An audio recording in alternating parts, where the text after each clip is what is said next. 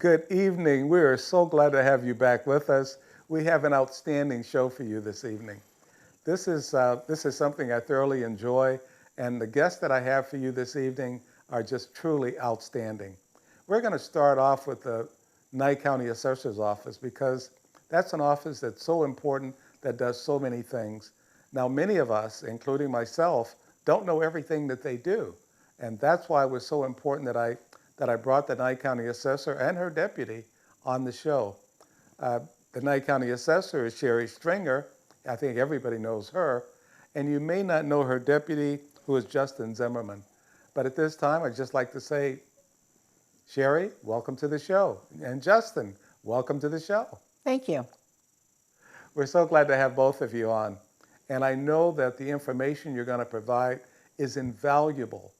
As some of the things that I've looked for, just to find out exactly how much the assessor's office does and how many times we have to go by there, how we contact them, your office hours, all of those things. So I'm going to turn it over and let you guys tell us everything you need to tell us about the assessor's office. Okay. Well, the assessor's office is unique. As you know, Nye County is such a large county that we have two offices. Our county seat is in Tonopah, and then our satellite office is here in Pahrump at 160 North Floyd. We're right past the courthouse. The assessor's office did not just do assessing of property. There's a lot that goes on behind the scenes that nobody knows about. Veterans is one of the biggest jobs that we do. We want to make sure that all of our veterans receive the benefits that they are entitled to. We also have a widow and a widower's exemption, and we also have a blind exemption. So if you have never been into our office or inquired about those benefits, please take advantage of it. If you are 60% service-connected disabled, there's quite an increase that could help you towards your property taxes or your DMV government exemption. So you can use it on either one. You can split it up. There's lots of interesting ways that we can help you out on that. And we would love it if you would come into the office and take advantage of it. Widow and widowers, you are entitled to an exemption as well. And it is a smaller exemption, but you know what? I'm a widow myself, and I use it. I get $58 off of the government tax when I go in and I register my vehicle at DMV. And as far as I'm concerned, I will take any benefit that I can get in today's world. So, you know, please stop into the office. Again, you can reach us at 775-751-7060 if you're here in Pahrump, or you can reach us in the Tonopah office at 775-482-8174. And any town in Nye County where you live, you can go in, or any, I shouldn't say just Nye County, I should say any town in the state of Nevada. You are entitled to these benefits. So stop into your local assessor's office and check it out. Now I'm going to turn it over to Justin, and he's going to tell you about some of the other things that we do in the assessor's office. Sheree, before you go to Justin, Yes. just let me ask the question about when you say the veteran benefits, what does a veteran need to do, and what do they need to show if they're going to have benefits of any kind? I know you mentioned the 60% disabled part, but what do they need to have? How would they qualify for the information you're discussing? Okay, so a veteran, what you would need is to bring in your DD-214 and your Nevada driver's license. If you have an award letter of 60% or more, you would bring in that award letter as well. Now, a widow or a widower's, you would bring in death certificate and a Nevada driver's license. And then on the blind, we just require a letter from your optometrist that states that you are legally blind and your Nevada driver's license. So those are basically the things that you would need to be able to have those exemptions applied. And what is it you provide the veteran to verify when they go over to the DMV? Do they tell them to contact your office, or what is it that you provide for the veteran? No, when you sign up for the DMV portion of it, we give you a card that has your exemption number on it. It never changes, it always stays the same. You hand them that card every time you go in to register a vehicle, and if you have benefit left over, they will use whatever they can towards the government taxes on your DMV registration. Is there a amount, a limit, or anything like that for either your homeowner taxes or your vehicle taxes? Yes, and it's quite substantial. Like this year alone, and I'm going to read off of this paper, is from 60% to 79%. It's 14,600 assessed value that could be taken off of your assessment, or $584 that could be used towards the government tax at DMV.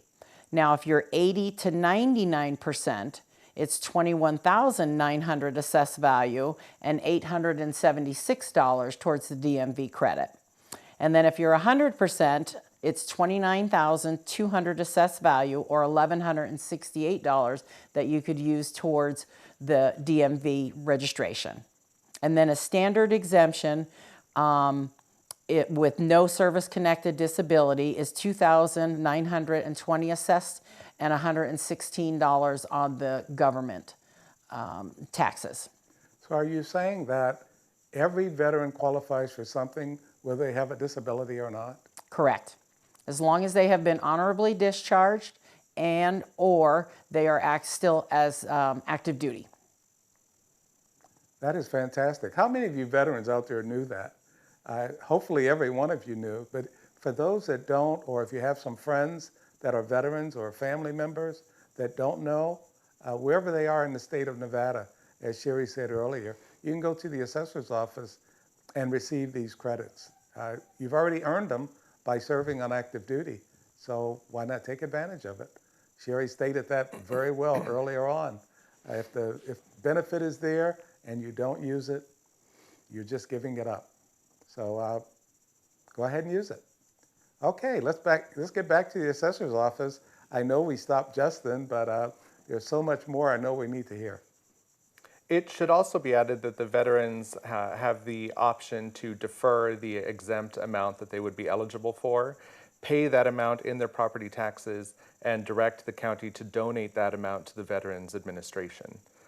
That's the one thing I would add to Sheree's speech there. But beyond that, the Assessor's Office does do other things. We also process what are called property tax cap claim forms. And that's a form that we speak to people regularly about. They receive it every year in the mail. They don't know what it is.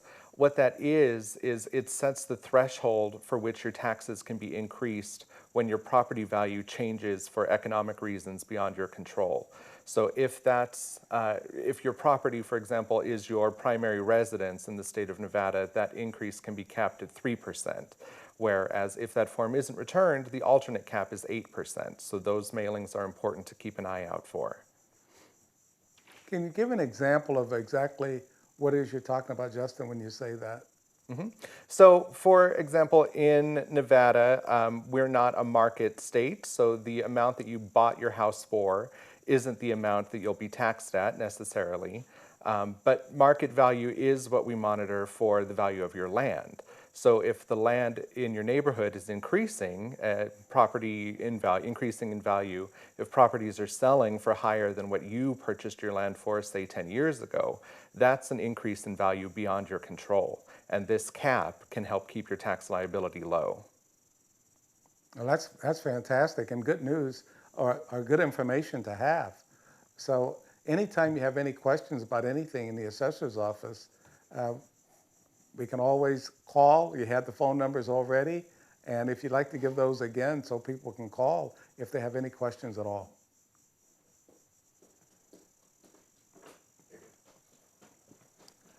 Want to go ahead and give those phone numbers again? Certainly. The Pahrump office is 775-751-7060, and the Tonopah office is 775-482-8174. Okay, I hope you've written those numbers down because it's so important that if you have any questions at all, any questions, you can go ahead and contact the Assessor's Office and know exactly what to do. in winding this session down, can you give us just something else about the Assessor's Office that you haven't touched on? Sure. Most people don't know that the Assessor's Office, when a deed is recorded, that it is our responsibility to make sure that the legal descriptions are correct, that the I's are dotted and the T's are crossed. It takes about 6 to 8 weeks from the time that it is recorded to us actually getting it onto our system where you would be able to see it out on the internet. So please be patient with us. We only have 2 people that do this. And it does take quite a bit of time because a lot of times a deed will come in and they might have 50 or 60 parcels on there, and we have to check every legal description because that's the only way that we can transfer property.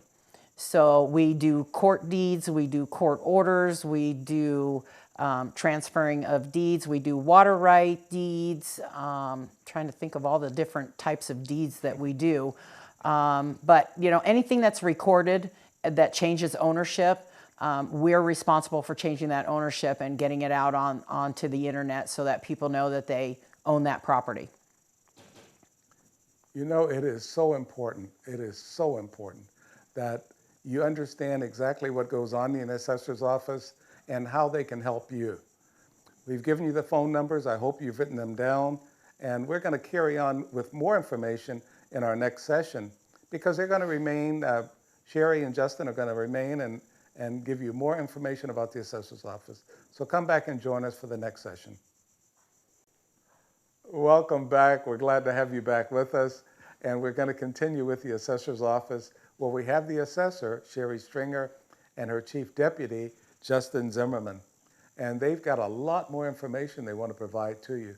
So I hope you've still got those phone numbers that you wrote down and you're still following things and the benefits of knowing what's going on in our county Assessor's Office. So again, I'm going to turn it over to Justin and Sheree, and they've got a lot more information for you. Another of the functions that the Assessor's Office performs is the assessment of personal property. Personal property includes aircraft, billboards, mobile homes, and business personal property. Business personal property is a tax on any equipment or asset used in conjunction with conducting a business. There are a few exemptions to that tax, but they're very few. Most larger businesses are prepared for this tax. But the smaller businesses, privately owned businesses, often have never heard of it. And we talk to people every week that don't know that this tax exists. And the stats are something like 75% of new businesses fail in the first 3 years. And I think a significant reason why they're failing is because they don't realize what their overhead is. Not knowing what this tax is can have a huge impact on your liability if you're not prepared for it. And if we don't catch you immediately operating business, it could be a year or 2 before we find you in the field. When we find someone who's been operational for a few years, that tax liability compounds. So it's important to know that this tax is a real tax and to get in touch with our office as soon as you open. Just listening to that, Justin, it's something I hadn't heard about. But I'm sure all the business owners, anybody with a business, have heard something on it or had some idea about it. And I'm going to suggest again that you contact the Assessor's Office if you have any questions about anything dealing with that, because as Justin just stated, it's going to compound and you're going to owe a lot more. You don't need to do that. You don't need to find yourself in a bind just because you don't have the information. They're there to answer your questions and provide all the information you need to stay in business and take care of your tax problem. Is there anything else you'd like to throw in on that, Justin? Another thing I would add is the tax on aircraft. Often people seem not to know about that, but it's similar to a motor vehicle registration. There is a similar fee for aircraft. And in Nye County, they're particularly difficult to locate. We don't have, our airports aren't keeping tie-down logs, things like that. So we rely on your FAA registrations, but anyone with a plane will attest that those registrations take quite a while to change when ownership changes. So if you own a plane in Nye County, that's another reason to get in touch with the Assessor's Office.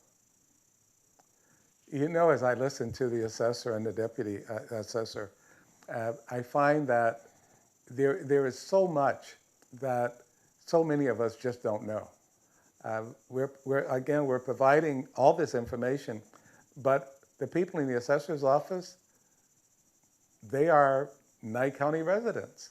So they understand what's going on, and they're impacted by the same things that we're impacted by. They live by the same rules that we have to live by. So, but they have the information. I also want to pick on Sheree for just a minute because Sheree is also out in our community. Now, Justin may be as well, but because I work with Sheree on several things, she's doing a lot. I know everybody has heard about the Rotarians and all the things that they do in our community. And one of the Rotarians happened to be Sheree Stringer. So I'm very proud of her and her contributions to the community and everything she's doing through the assessor's office. So Sheree, is there anything else you'd like to add? Well, you know, another thing with gas prices, the way that they are, a lot of people are out driving their ATVs and their golf carts. We also issue golf cart permits. It's a 1-year permit. It costs you $5. You come in with your driver's license. We print it out. You have to have it in your golf cart at all times in case you're pulled over. We provide that as a service to the sheriff's department so that they don't have to worry about that. We're just kind of the information hub. A lot of people don't know where to go. They don't know who to ask. So we are that information hub. We answer questions for district court, for criminal court. Where do I pay my ticket? I have to pay taxes. Do I need a permit? So we are constantly sending people in all different directions. We probably handle anywhere between, I would say, at least 150 to 200 phone calls. And a lot of those phone calls are not for us. They're for other departments, but we seem to be the hub as to where they come and ask that information. And we gladly give it out. There is I don't know if we can get the graphic up, but there is a book. It's called Understanding. Oh, nope, they're telling me no. Okay. Anyway, I have a booklet in my office that's Understanding Nevada's tax system. And it's probably a 15-20 minute read, but it goes over everything in the state of Nevada, how assessment is done. If you want to appeal your assessment, it tells you exactly what you have to do in there. It tells you basically the dates that your taxes are due because we are 4 quarters. Unless it's under $100, then it's a one-time bill. So your tax bill goes out about the second week in July. Your first quarter payment is due the 3rd Monday in August. And then your next one is due in October, and it's the 3rd Monday. And then it's January the 3rd Monday, and then March the 3rd Monday. So you're paying 2 in the year that we're in, and then you're paying 2 quarters in the following year. So again, it has all of that information in there. It's a quick read, but it's very, very informational. The booklets are there. If you can't get into the office, call our office, and I will gladly mail you one. That book is a great resource, and we provide them to all taxpayers for free. Mm-hmm. I was going to mention that booklet. Now, I haven't seen the booklet, but I've heard so much about it. And I think it's something that everybody should try and make sure they get a copy of.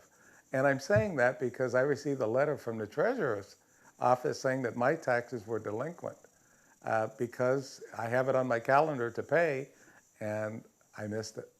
So they do remind you, but as Sheree just gave you the dates, if you can put that and make sure that you have those dates and you know exactly what it's going to be by working with the assessor's office, you're way ahead of the game. So again, I'm so glad that they're here today because the information they're providing to all of us is so important. So questions you have, be sure to make those phone calls. Call Sheree, call Justin, and say, look, this is a question I have about my taxes. I'd like one of the booklets, or you can stop by and pick up a booklet. Can you tell us anything else about that booklet? I'm very interested in it, and I know I'm going to have to get one. Well, I have one here that I brought with me, so I will leave it for you. Yeah, excellent. Okay. One thing that I would like to express is that we have open door policy in my office. We're very transparent. I want you to come in. I want you to talk to your appraiser. If you have any question regarding your assessment, I know when you get your assessment form in the mail in December, it's like nobody knows what to do with it. They don't understand how we're looking at 1 year that we just currently came out of, and we're going into the next year, and how the assessment correlates together with the abatements. There's a lot of information on that form, so please come in, talk to your appraisers, come in, talk to myself, any one of my staff. We're always willing to help. It's very important that people understand how their assessment works. An educated taxpayer is the best kind of taxpayer. Now, I do have to ask the other question because I've known Sheree for a while now. But Sheree, how long have you been the assessor? And I'm going to ask Justin the same question about how long he's been in the assessor's office as well. Well, I'll be going into, this will be 8 years. And Justin, you have been? I've been with the county for 9 years. I've been in the assessor's office for 5. Well, and I'm starting my 18th year with the county. You know, when we look at the experience level of these two individuals and the concern that they have and the compassion they have for making sure that you're taken care of, this is very important. But as Sheree said earlier, regardless of which county you live in, you can always contact your county assessor's office. The information they're providing is going to be some information that you can get from any county assessor. But I think we're just fortunate here in Nye County to have these two assessors working for us. What else would you guys like to tell us? Well, I think we've covered quite a bit of this, Dr. Waters. You know, like I said, I just want to make sure that people understand what benefits are out there for them, you know, and if you're not sure, stop in.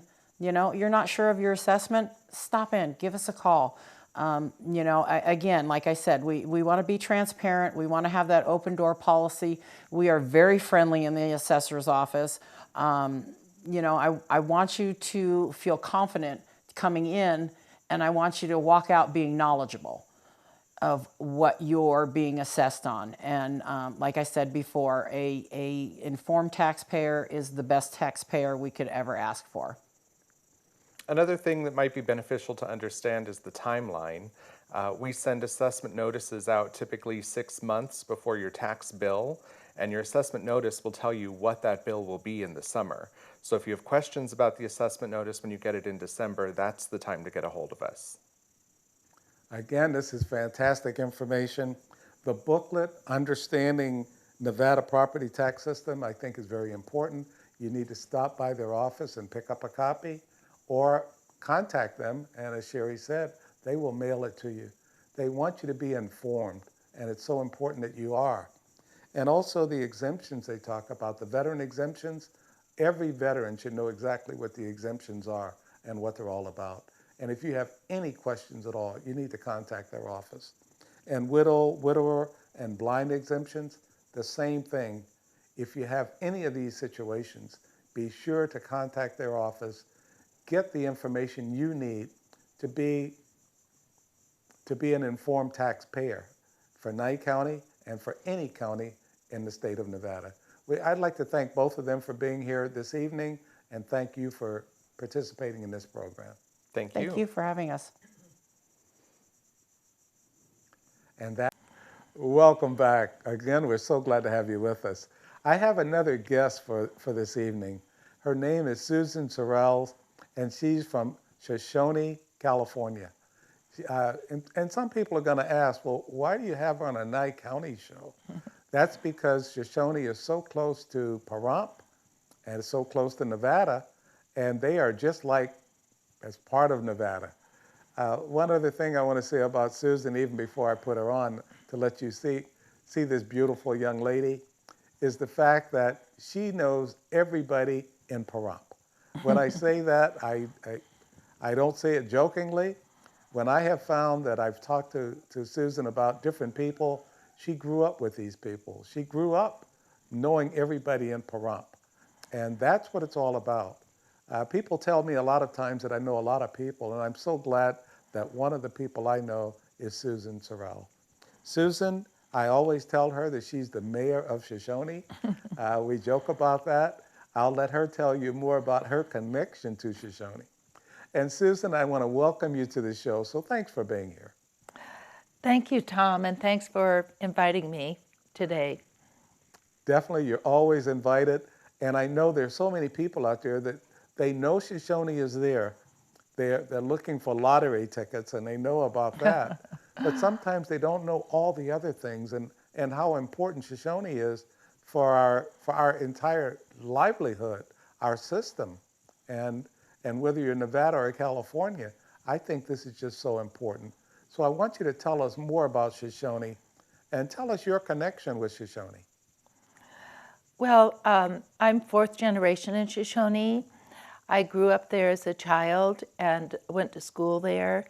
I left for, maybe 20 years, but my roots were always in Shoshone. And in those days, Pahrump was a ranching and farming community of only about 500 people. So we actually would ride our horses from Shoshone over to Pahrump and spend the night at the big ranches that were here. So there weren't a lot of people in the community, but we were all one big family. And as a result, I know almost everyone in Pahrump. My husband and I have lived in Shoshone for about 30 years, and we started running Shoshone together in the 80s. And so we've seen Pahrump grow. And in addition, when I came back from school, most of the students in Pahrump were going to school in Shoshone.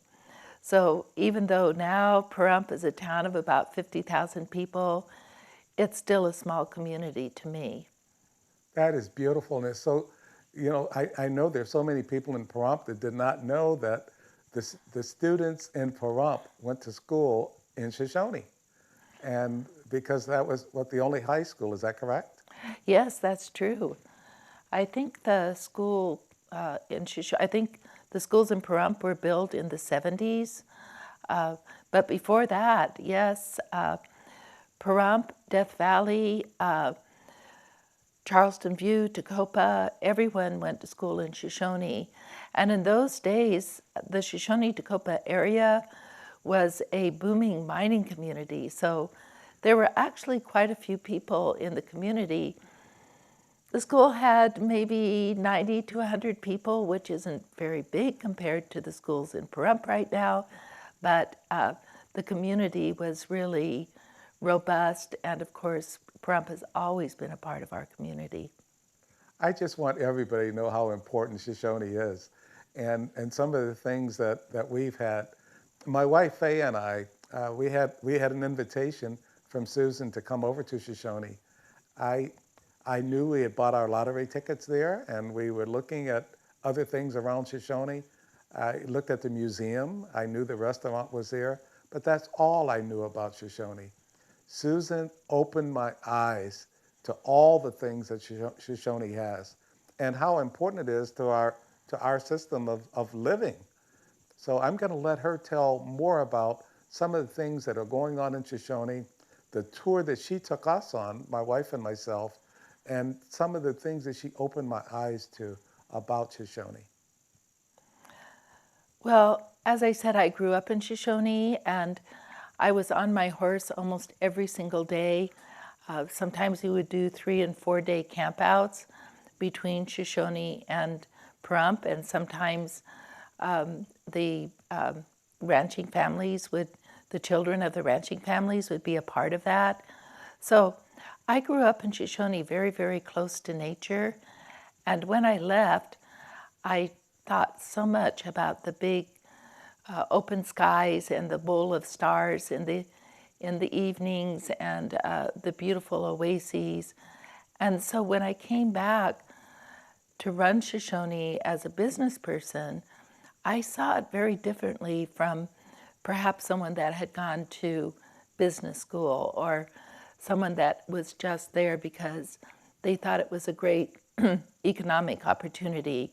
When I came back, I was there because I love the land, I love the people, I love the feeling of community.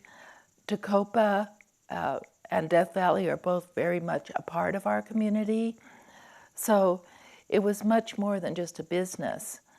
And one of the things that really broke my heart when I came home is that some of the natural areas had really been degraded by salt cedars and tamarask and other invasives, and actually had choked some of our springs. And as a result, there wasn't the biodiversity of flora and fauna, wildlife and plants that were there when I was a child. So my husband and I immediately started restoring damaged areas, and we've been very successful. And so there are areas of Shoshone up by our spring and across from the RV park that really are, you might be in Kauai. There's ponds with spring brooks and an endangered pupfish that went from being declared extinct to being prolific. So as Dr. Waters says, it is a place of discovery and mystery, and you would never know that such a beautiful area is there if you just bought lotto tickets. The area is open to the public, free of charge, and so come visit. You know, one of the things that Susan hasn't talked about yet, and I know we're going to cover it either in this session or the next, there are websites that you can look at, you can go to, and find out so much more about Shoshone. And when you have questions, you can always call there and ask more questions and say, look, I'd like a tour of Shoshone. Susan, what would it take to have a tour of Shoshone? Well, we give tours on a regular basis, but it's mostly to school groups or university groups or Rotarians or different groups. We don't give individual tours because we're all so busy. But I'm very dedicated to especially educating the younger generation. And just about 3 weeks ago, we had a Girl Scout troop that came over to Shoshone and was given a tour. Also in Shoshone, we have a museum called the Shoshone Museum that has a wonderful exhibit of the mining history and the women pioneers. Being a woman myself, I thought it was important with other women in the community that we not only interpreted the history of the male side of mining, but also the place that women played. So it's very interesting, and even more so interesting is in the back of the building, there's actually a mammoth and a mastodon. So school children really enjoy that.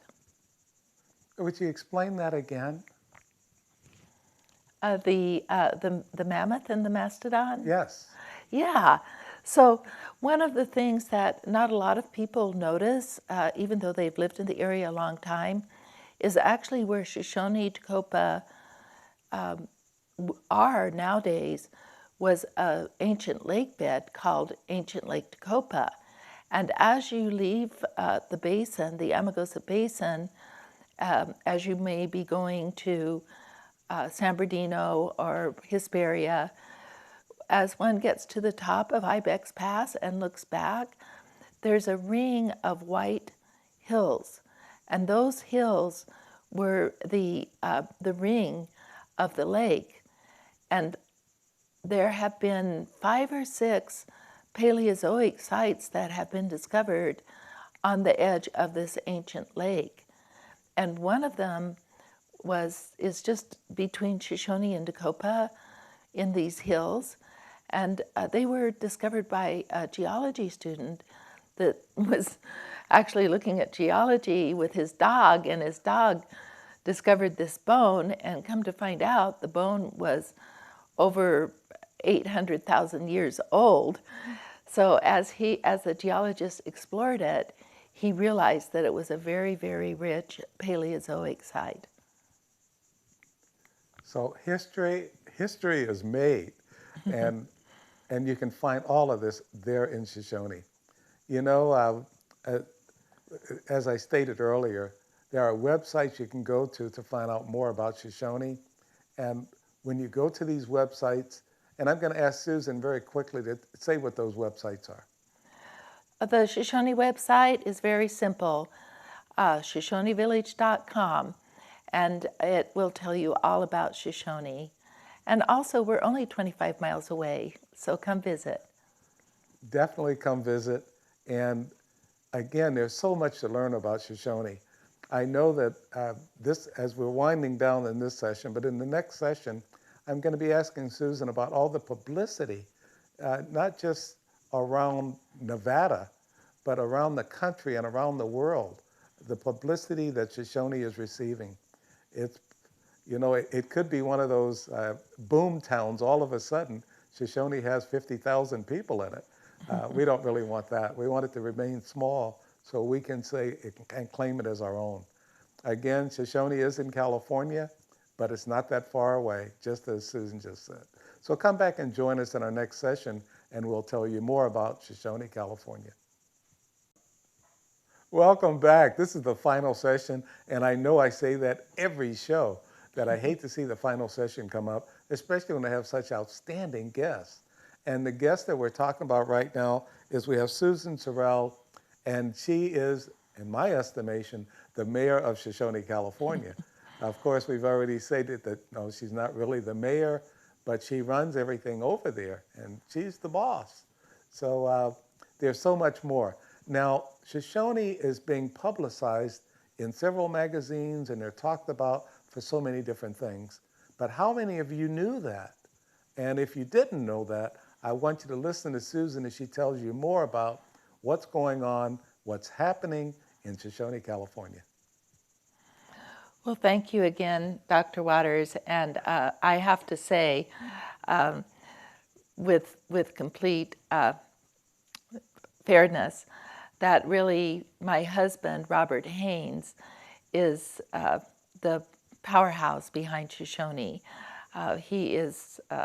He's amazing, and we've been happily married for 35 years, and I'm very lucky. And also, we have a group of employees in Shoshone. Some of them have been there for 20 years, and they run Shoshone. So, thank you for the credit, but really, it needs to go to my husband and our staff. As we said in the other session, one of the reasons Shoshone is getting so much publicity is because I come to the table with not just a business agenda, but also because I love the land and I'm committed to the environment. So I was a founding member of the Amargosa Conservancy, and through the Amargosa Conservancy and other environmental work, I learned how all over the United States there are communities that are introducing nature back into the community, and many of the communities that are gateway communities next to national parks and monuments have shifted to ecotourism, which is tourism that displays the nature, and also, as we are doing in Shoshone, develops the town in such a way that it also is great habitat for birds and plants, and very biodiverse. And so if you should go to Shoshone and stay in our park, there are as many birds in the trees around the park and in the spring area and the pupfish ponds as there are in the wetlands. And in the wetlands, there are over 300 species of birds that come through each year. So we're integrating nature and community, and it feels good. We can see nature restoring itself. In the last couple of years after we restored the wetlands area, and especially the spring area, we have become a stop for the monarch butterfly, which is absolutely breathtaking to watch. So this is resonating with people literally all over the states and the world, and we have gotten a lot of publicity. And the publicity continues in different magazines.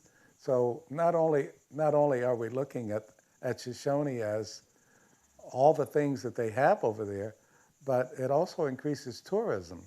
So those of you that are in Clark County or some other counties that are watching the show, we want you to just think about the fact that if you want to do a nature hike, come to Shoshone. There are many people that leave Las Vegas, and I'm going to say this, and instead of going I-15, they'll come through Pahrump, and then they go to Baker that way. And if you do it that way, you're going to be right at Shoshone. So you may as well make a day of it and enjoy Shoshone, California. I have to throw in California only because many people, myself included, we think about Shoshone as part of Pahrump. And as part of Pahrump, we're saying it's in Nevada. So I'm trying to emphasize that, yes, it is in California, but it's like home. It's there. It's our neighbor. And that's why we're so close to it. As Susan stated in the first session, it's just the idea that when Pahrump was just growing and there were so few people here, and that's when they had the high school, and the high school that all the kids went to was in Shoshone. So Shoshone is a part of the background and the history of Pahrump and all of this area, for a matter of fact. So Susan, I'm going to turn it back to you and let you tell us more about what's going on in Shoshone and how it's growing, and tell us something too about the tourism that you have in Shoshone. Yes, I also think of Pahrump as our community, and also Tecopa and China Ranch and Death Valley Junction. We all work together and we have similar histories. So it feels good to be a part of all of these different communities. And as Dr. Waters said, I grew up with so many people that have made their home in Pahrump, and it just always feels so heartwarming to run into them at the store or one of the casinos, and we just have so much history together. One of the things that I think we have in common is that in Shoshone and Tecopa, we really value the beauty of the land, and we don't want to see it destroyed. And it is a fabulous way of recreating. In Shoshone, we have about 15 miles of trails where a visitor, and many do, take a walk up on the bluffs in the early morning. It's fabulous at sunset. There's a view of the entire Amargosa Basin all the way over to Tecopa and China Ranch. As I said, the bird watching is amazing. So we have a lot of people from Pahrump that just come to Shoshone for the weekend, and of course also to Tecopa, which has fabulous hot springs. So tourism, and especially ecotourism, that emphasizes wildlife and birds and hiking and photography and all of these different kinds of quiet tourism is really resonating with people. So we have been the busiest we've ever been, and much of our traffic is from Pahrump and Vegas. You know, Susan, you mentioned an RV parking area. I don't recall seeing the RV parking area, but I know it's there. But also, when I first started going to Shoshone, I didn't even know you had a motel, but you do. And so you have these facilities that people are just totally unaware of. So I think your tourism is going to start booming as soon as people start finding out more about what's available in Shoshone. Well, one of the another aspect that we're now discovering is production companies. So as we speak, we have a production company in Shoshone that's filming around the area. So it's fun because truly you never know who you're going to meet next in the Crowbar. And we've had, oh my goodness, we've had you two there, Neil Young, Jessica Simpson, the Soundgarden.